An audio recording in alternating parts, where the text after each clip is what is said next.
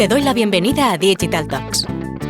Este espacio nace de la necesidad de compartir con profesionales que tienen que tomar decisiones de marketing digital y que no siempre disponen de toda la información.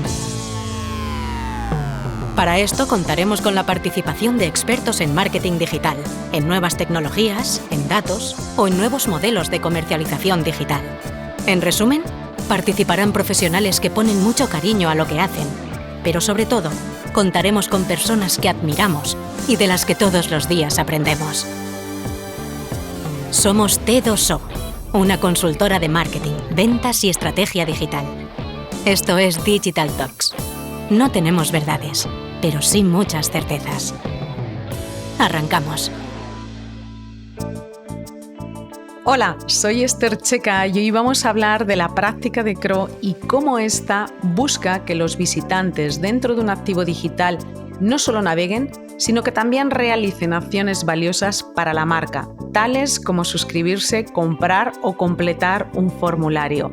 Esto es un proceso estratégico y aquí entender el comportamiento de los usuarios tiene mucho que decir.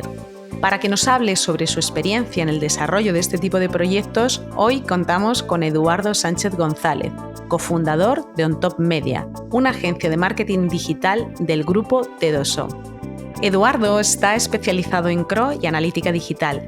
Este conocimiento lo lleva aplicando más de 16 años en proyectos para empresas como KFC, Multiópticas, Porcelanosa, Vodafone y Kia.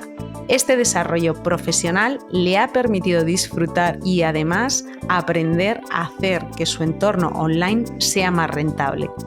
También es profesor asociado en diversos centros educativos como ENAE, Business School, Cámara de Comercio de Madrid o CICE en áreas como la analítica digital, la transformación digital, las estrategias de campañas SEM o el propio CRO. Eduardo, muchísimas gracias por estar hoy con nosotros. Muchas gracias a ti, Esther, por esta oportunidad y un placer poder tener esta charla a compartir con el resto de las personas.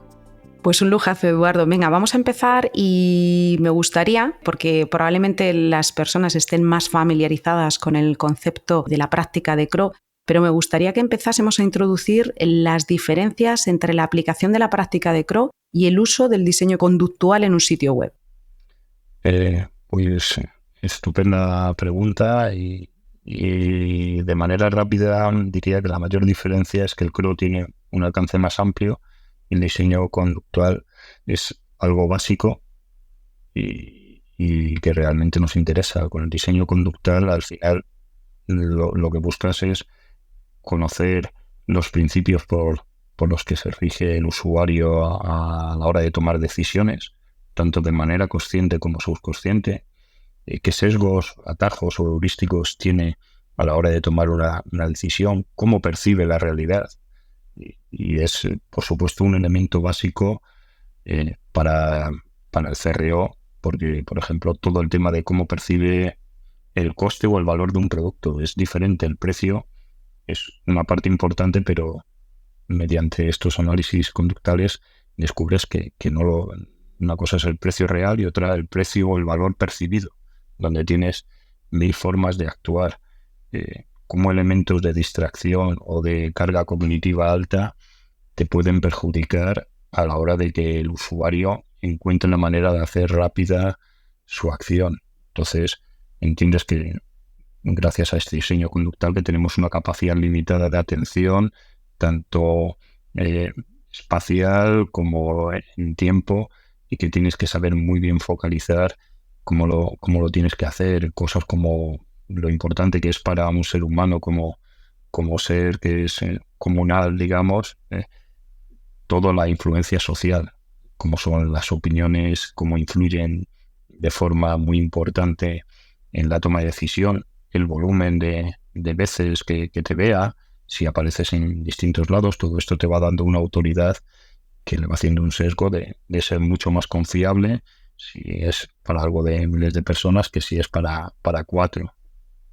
Cómo influyen los colores, cómo influye el mostrar los elementos. Y pongo muchas cosas de características muy similares, le obligas a entrar o lo que aquí se dice el sistema 2, el sistema más racional, que supone un esfuerzo mayor, y siempre que entra este sistema 2, tu sensación interior tiende a ser peor, porque te han pedido un esfuerzo, empiezas con algo más racional y el impacto inmediato es: esto ya me cuesta, estoy un poco más a disgusto, y segundo, seguramente postergue la decisión.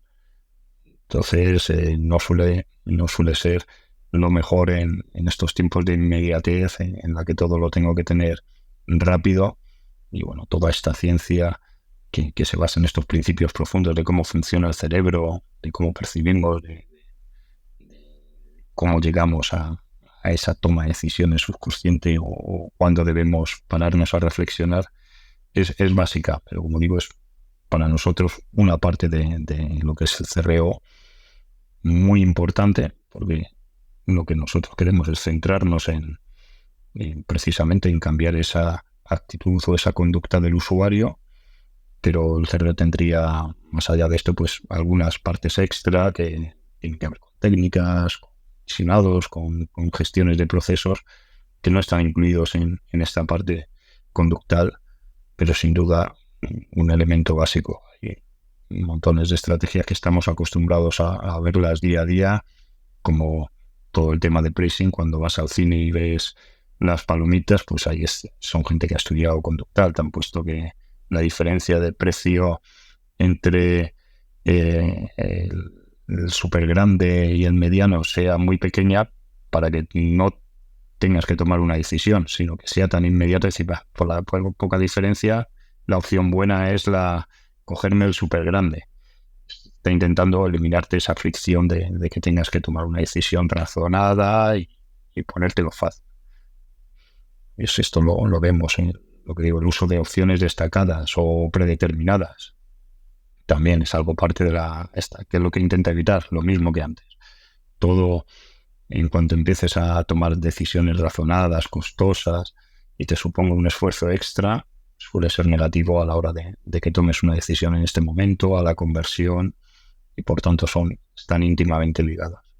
En relación a esto que estás comentando aquí, entonces, ¿qué principios o sobre todo qué técnicas de diseño conductual encuentras más efectivas para influir en ese comportamiento de usuario que estabas comentando, y sobre todo cómo mejorar, pues por ejemplo, el proceso de conversiones? Nos focalizamos más que en técnicas o lo más conocido y más llamativo, que puede ser ciertos sesgos, utilizar pues un anclaje de precios o cosas similares, que por supuesto son útiles.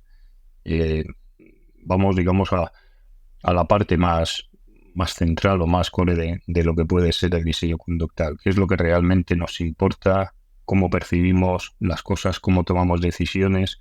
En base a esto nos centramos en intentar limitar las cosas en las que nos podemos estar focalizando. Buscamos webs en las que las cosas sean sencillas de identificar qué es lo importante, reducir ansiedades, como pueda ser el tener demasiadas opciones para tomar una decisión. Todo lo que es prueba social tiene una influencia descomunal en lo que hay, no solamente las opiniones, sino el número de gente que te visita, comentarios en redes sociales, y aparecen muchas veces al realizar una búsqueda. Es un término muy amplio hacia lo más importante, que es decir, tenemos una capacidad de atención limitada, tomamos decisiones de forma rápida y en gran manera subconsciente. Entonces hay que saber cómo tomamos esas decisiones y qué nos influye para realizar todas estas acciones. ¿Qué intentamos? Por regla general, pues webs en las que no haya elementos de distracción. No dejarte todo el trabajo a ti como usuario a la hora de decidir con 40 alternativas que sean tan similares entre ellas, que te dé un esfuerzo tan grande que te haga abandonar, o que incluso si llegas a tomar una decisión tengas la incertidumbre posterior y de decir, he hecho lo correcto, no sé si lo he hecho bien. Pues todo esto son elementos que tienen mucha influencia en la conversión y en la satisfacción general del cliente. Hay que pensar que la conversión no termina en el momento que realiza una compra o adquiere un producto, sino que es un proceso de una relación a más largo plazo que tienes que establecer con él. Por tanto, tienes que estar satisfecho durante el proceso, tras la compra y mucho después. Entonces, aquí intentamos influir en toda esta parte, en también darle la sensación de control que realmente tenga, ser claros a la hora de darle las alternativas y realmente ponerle fácil que encuentre lo que realmente necesita y se adapta a él. Para nada intentar influenciar, digamos, o utilizar técnicas un poco más tramposas de intentar influenciarle hacia lo que nosotros o nos podría interesar comercialmente, porque eso a largo plazo, aparte de poco ético, a largo plazo es muchísimo peor para el negocio.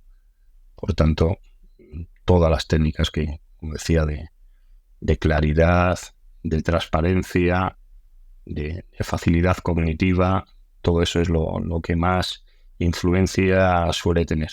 Acabas de comentar esta parte de intentar evitar esa parte de prácticas que puedan considerarse como tramposas. Pon algún ejemplo con el que a veces os habéis podido enfrentar y precisamente sería algo que no aplicaseis.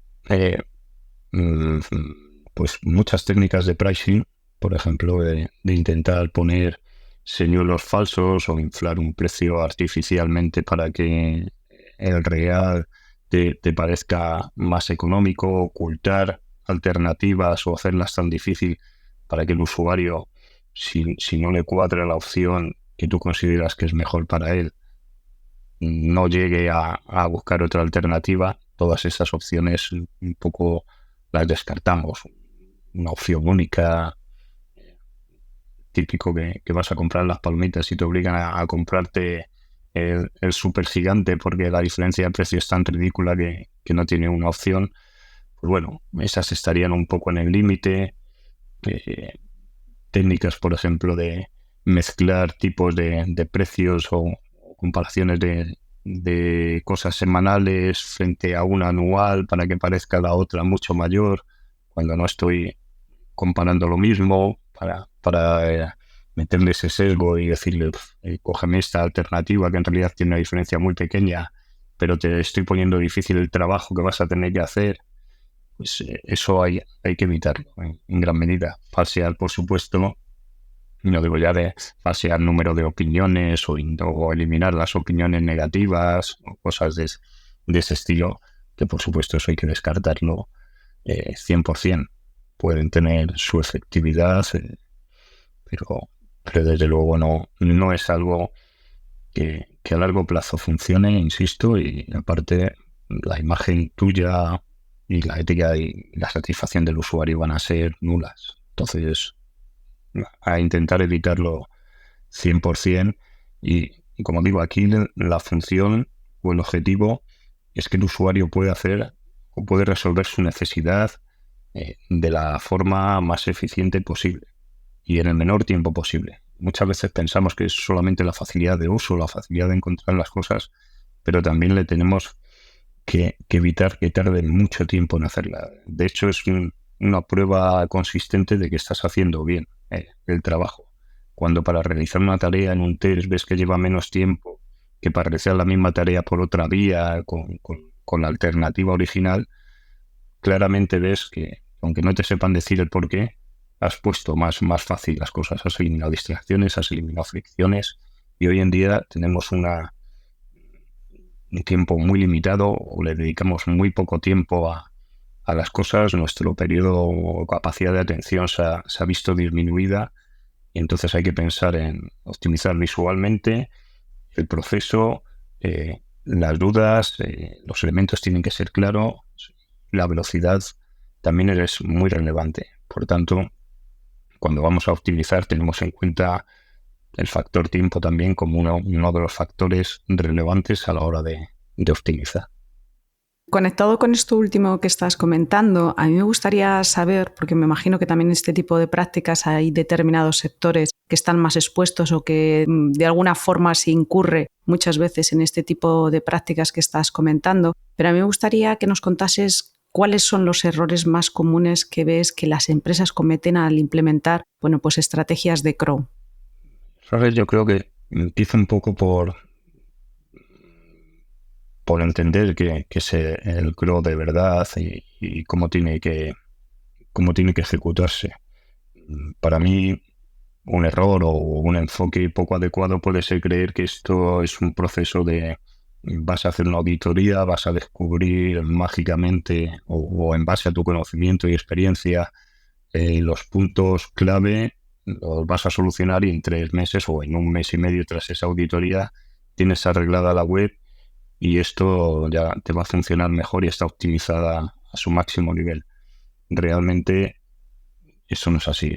Es un proceso continuo y donde el foco no está, sí, como comentábamos antes, en la web. El foco está en el usuario, en la persona que toma la decisión para poder realizar sus necesidades. Esto se va a ver influenciado por cambios continuos que hay cada vez más rápidos en nuestra forma de concebir nuestro entorno, cambios culturales, procesos externos que están influyendo, nuevos competidores. Entonces, si no tienes en cuenta todo el contexto que hay alrededor de tu negocio, que está afectando a esa persona que toma la decisión, tu web o tu app no va a estar actualizada, no va a estar adaptada a ello. Entonces, el enfoque cambia. Ese es para mí el primer error. El segundo, el estar muy basado, por ejemplo, en opiniones propias o en temas de diseño, de yo creo que el cliente lo que quiere es tal, pero sin ponerle en el foco, sin realmente al final invertir en hacer investigación de usuario. Si tú crees que el cliente o el cliente lo que quiere es X, compruébalo, ten realmente certezas de que esto es así. Además, debes hacer un estudio sobre el cliente de diversas áreas. Tienes que preguntarle, ponerle frente a las situaciones y ver cómo se comporta, las grabaciones, test más enfocados a sentimientos puramente subconscientes, como puede ser un test de los 5 segundos que nosotros utilizamos mucho. Todas estas cosas son claves y muchas veces los clientes se niegan a invertir en esta investigación de lo que van a ser sus usuarios, sus potenciales clientes, en entenderle, en preguntarle, en hacer encuestas, en hacer test de usuario y sin esa parte, pues el resto va a ser mucho más basado en opiniones, en supuestas buenas prácticas que no siempre funcionan, porque cada negocio tiene, como decíamos antes, su contexto.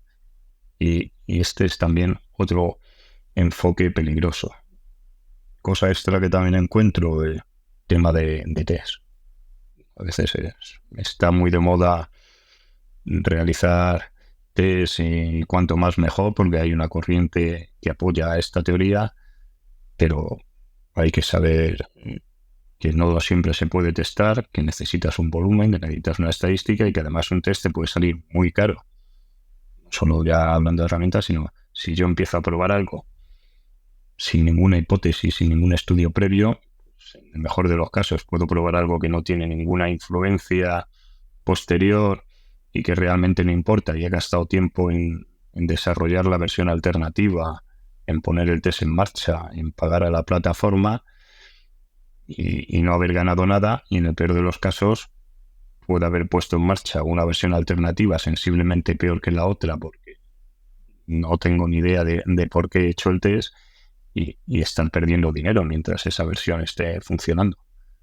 Por tanto, la previsión, la programación, el entender que esto es un trabajo más bien científico que de idea feliz o artístico, que puede ser opiniones que más o menos detecto por ahí que existen en ciertas empresas, puede ser uno de los problemas, a mi juicio, más grave o de los errores de enfoque de cómo debe ser.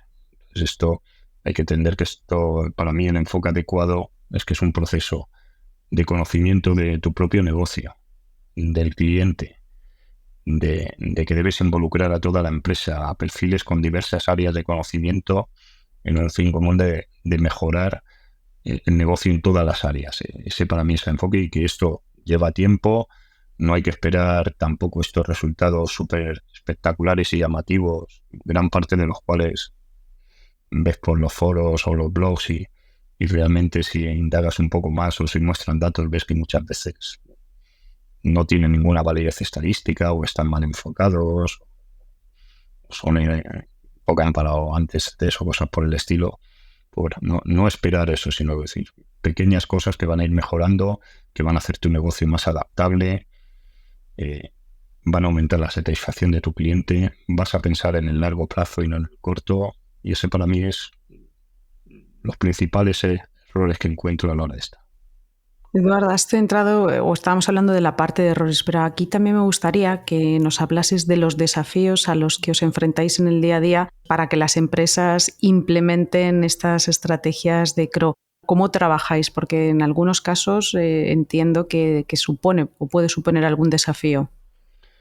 Pues sí, el primer desafío es transmitir esta idea de proceso a largo plazo en el que toda la empresa se debe implicar y realmente indicar que voy a necesitar o que vas a necesitar la ayuda de todos. Al CEO, a la gente para el producto, a la que crea los diseños, a la que está con los copies o a la que gestiona el almacén de un e-commerce, por ejemplo. Esto nos resulta complicado. Un desafío también grande que nos encontramos es que aportamos muchas ideas, muchas propuestas para empezar a testar y hay un problema porque el equipo de desarrollo puede ser externo o está altamente saturado de trabajo y no puede atender a tus peticiones. Entonces se empieza a crear ahí un tapón o un bloqueo total que impide que tú puedas seguir aprendiendo, ir mejorando, porque salen o muy lentamente o no llegan a salir incluso las propuestas. Entonces, pues evidentemente, por plasmarlas en un PowerPoint, por así decirlo, no vas a tener impacto. Necesitas que se lleven. Otro de los retos es convencerles de lo que hablábamos antes. Necesitamos análisis cualitativo. Necesitas invertir en hacer test de usuarios. Necesitas hacer test de UX específicos, encuestas. Tenemos que conocer al usuario de verdad y un analytics, que es lo que te suele ofrecer o lo que tiene todo el mundo, y una herramienta de mapas de calor, no te va a dar la visión completa y necesitas tener una visión cuanto más completa mejor para llegar a la raíz de los problemas y las posibles soluciones. Y esto nos suele costar bastante hacerlo ver. Intentamos mostrarlo de distintas maneras, pero para nosotros siempre supone un reto y es complicado. La impaciencia, como decía antes, también hay que gestionar expectativas y normalmente sobre el tercer mes, si todo ha ido bien, si han puesto las cosas, empiezas a ver resultados, pero no lo vas a ver en la primera semana o en la segunda semana. Esta ansiedad por ver resultados inmediatos también nos supone un reto. Y otro, por supuesto, que la gente le tiene mucho cariño a su web, a su negocio, y en algunos casos les cuesta encajar no críticas, pero sí recomendaciones de cambios o mejoras, que hay ciertas evidencias. Y bueno, también nos supone un reto el mostrarlo de una manera que no le afecte o que no le pueda suponer un ataque que lo pueda enfocar por algo personal. No es algo personal, es una cosa totalmente que se intenta que sea objetiva y que sea clara, que no pongamos diseños por gustos personales, que también nos hemos encontrado, de hacer una propuesta y decir, sí, ya la hemos puesto en marcha y vemos que nos han cambiado totalmente el diseño con un par de cambios. Ese par de cambios que has hecho supone que te has cargado toda la hipótesis. Has ido al núcleo de lo que estábamos estudiando, de lo que intentábamos mejorar y lo has borrado del mapa por una cosa que te puede parecer que es estética, pero lo importante aquí era el texto, cosas por el estilo. Pues, también nos encontramos un reto. Yo diría que es casi educativo. De hecho, estamos enfocando ahora mismo el servicio como un proceso de aprendizaje, como algo más vamos a ir pasando una serie de fases hasta que en la última vosotros seáis los que seáis capaces de llevar toda la parte operativa, todo tener los análisis, tener los los estudios, la forma de enfocar la mejora continua ya en el ADN de la empresa, y nosotros ocupar una parte más estratégica. Eso es lo que idealmente queremos y bueno, lo enfocamos como un periodo, como digo, de entrenamiento, de convencimiento total entre todos para intentar llegar ahí. Y ese es nuestro reto, y convencerles realmente. Si CRO es una parte imprescindible de un negocio digital hoy en día, 100%, que entiendan eso, es para nosotros el mayor reto. Totalmente de acuerdo con esto último. De hecho, me gustaría retomar la parte en la que hablabas de los test A/B, que son fundamentales dentro de un proceso de CRO. Y aquí me gustaría, en base a la experiencia que tenéis, es entender un poco cómo veis el mercado actual en términos de madurez cuando se habla de testing, y el enfoque vuestro y las recomendaciones que daríais respecto a este punto. Pues aquí yo creo que hemos sufrido, no sé si una retracción, pero sí un menor número de test A/B desde que Google discontinuó, como dicen ellos, Optimize, que era una herramienta gratuita muy potente que permitía realizar test A/B a todo el mundo. Pues ahora dejó de utilizarse y hay que buscar alternativas, la mayor parte de ellas de pago, y esto ha hecho que muchas personas que estaban utilizando el test lo hayan dejado de utilizar. Cosa llamativa, porque realmente es una herramienta clave para validar las hipótesis y para ver el impacto que tiene. ¿Cómo veo la madurez? Yo la veo relativamente baja a día de hoy. Y me explico. Cuando haces el test, tiene una función que es validar la hipótesis que has dicho o refutarla. Hay que ver si es cierto, si no, cuál es el impacto real que tiene. Y como eso es una herramienta maravillosa, pero lo primero es saber que puedes testar y que no. Nos encontramos muchos clientes que intentan testar cosas a las que no tienen volumen suficiente de tráfico o de esa acción requerida para poder tomar la decisión. Entonces, test normalmente te dará inconcluso. Necesitas una mejora de un 300% para ser capaz de detectarlo con su volumen de conversión. Esto le aportará un número elevadísimo de test inconclusos y creerá que esto no vale para nada, y es un enfoque. Tienes que intentar validar estas opciones de otra forma, y hay alternativas. Otra es no ir al público adecuado. Se hacen test también lo veo muy común para todo tipo de público. Usuarios nuevos, recurrentes, en todo tipo de dispositivos.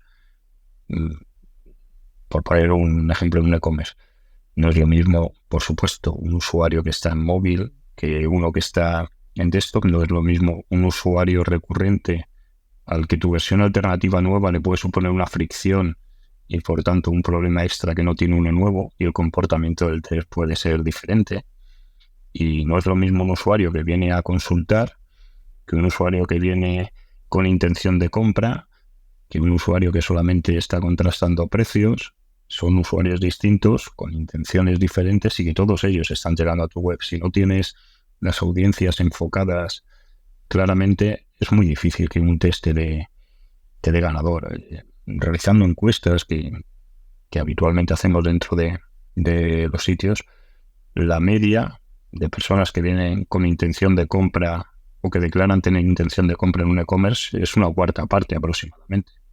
Ten en cuenta que si tienes 3/4 partes que no tienen intención de compra y tú estás realizando un test de compra, tendrías un 75% de ruido que haría que tuvieses que ganar muchísimo, ¿vale? O tener un volumen muy elevado para eliminar esa fracción de gente que no le importa el cambio que has hecho enfocado a vender, ¿no? Porque ellos tienen otro objetivo.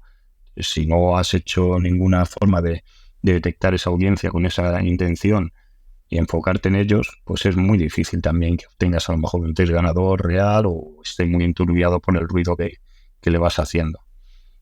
Parar los test antes de tiempo también es algo muy frecuente. En cuanto ven un ganador, lo paran y a lo mejor llevan 5 días con el test y no tiene ninguna relevancia estadística, y eso 5 días, a lo mejor en el día 10 te ha dado un cambio o un vuelco total. No tener en cuenta factores externos.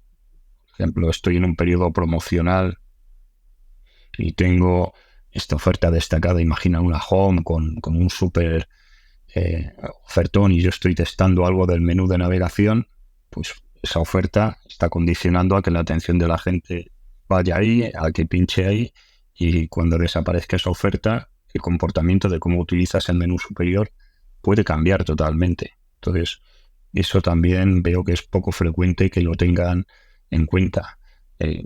No suelen tener tampoco mucho rigor estadístico, ver si están incurriendo un error de tipo 1, de tipo 2, de establecer el p-valor. Todas estas cosas no las suelo encontrar. Y testar sin un objetivo claro y sin la métrica adecuada o muy lejos de donde tiene acción también es bastante frecuente. Pero bueno, por algo se empieza, está bien que tenga la mentalidad de que el testing es necesario, pero hay que saber con qué objetivo, prevalidar si el test se puede hacer, si no se puede hacer. Yo creo que nos queda mucho por avanzar en este sentido.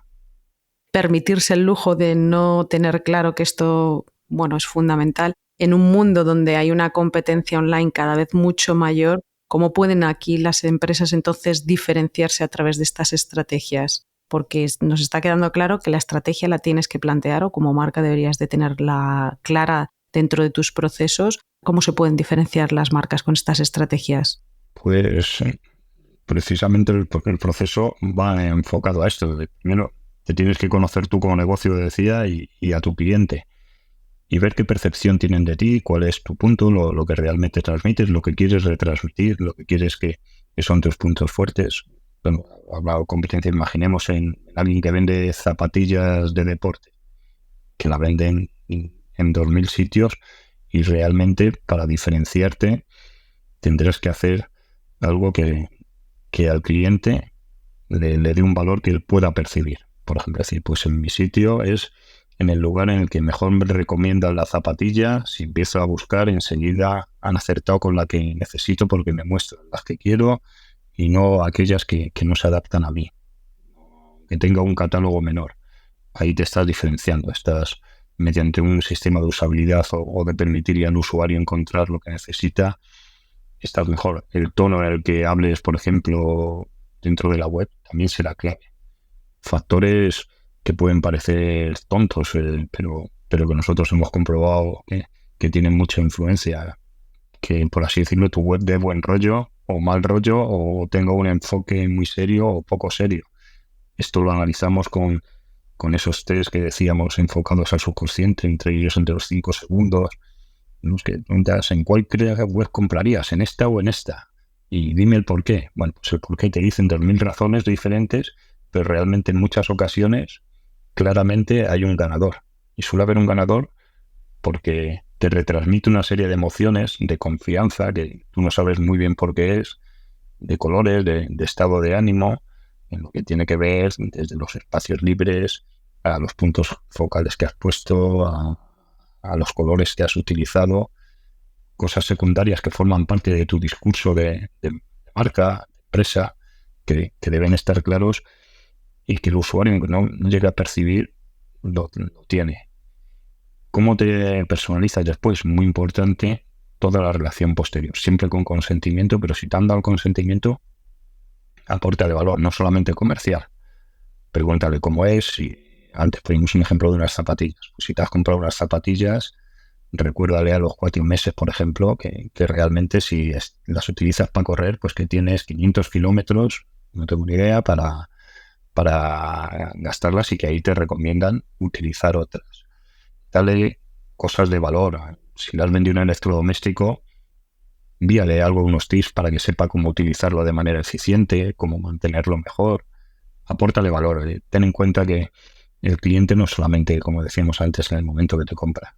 Tu cliente tienes que establecer una relación con él y en establecer esa relación es donde tienes muchísimo margen para entenderle.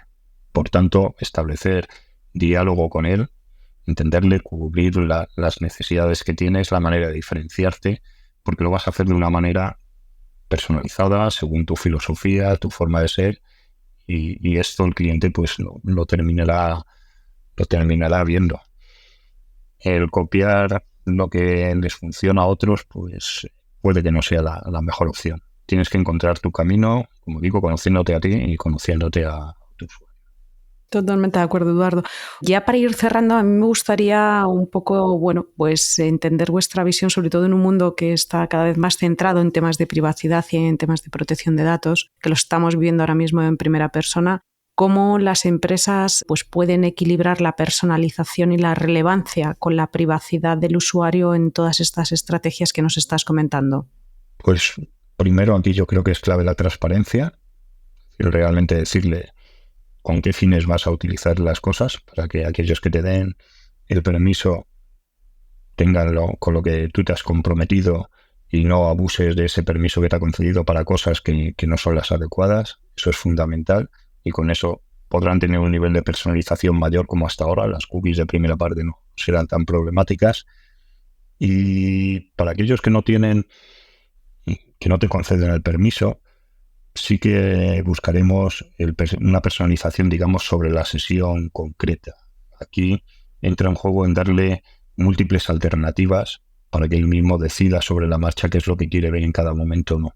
Entran en juego, yo creo que los asistentes, por ejemplo, serán cada vez más importantes, porque dirá, oye, pues busco esto con estas necesidades, te va a decir, en este le puedes hacer, te va a decir, perdón, las cosas que él necesita, tú le vas a enfocar, le vas a guiar en qué alternativas tienes disponibles para él que le podrían encajar y al final hacerle una recomendación.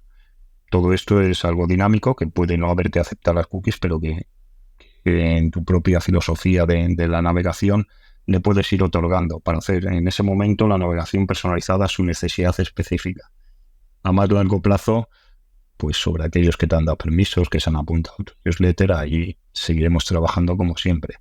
Pero tendremos que cambiar un poco el enfoque, es decir, bueno, sobre la marcha me tienes que decir tú lo que quieres para yo ofrecerte lo mejor. Yo creo que eso será la vía más inmediata ahora. Pues muchísimas gracias, Eduardo, por el tiempo, por el conocimiento que nos has trasladado y bueno, me ha gustado mucho lo que has estado comentando, la importancia, ¿no?, de aplicar estas prácticas dentro de un negocio digital es vital, sobre todo en el contexto de competitividad y de competencia que nos encontramos actualmente. Y me voy a quedar con esto último que has comentado. Has hecho una mención a, pues por ejemplo, la mejora de esta práctica utilizando, pues por ejemplo, asistentes virtuales, porque vamos hacia un contexto muy conversacional o un entorno digital muy conversacional, y aunque todas estas prácticas tienden a tener una orientación muy en un entorno gráfico, el aplicar esta parte de análisis en los procesos conversacionales como puntos de mejora, ¿no?, sería muy interesante para otro capítulo. Muchas gracias, Esther, un placer. Nos volvemos a escuchar en unas semanas. Mientras tanto, puedes leernos en las redes sociales de t2o.com. Estamos en LinkedIn, Twitter y Facebook. Y si quieres volver a escuchar este podcast, lo podrás encontrar en nuestro canal Digital Talks, en Spotify, iVoox, Google Podcast y Apple Podcast.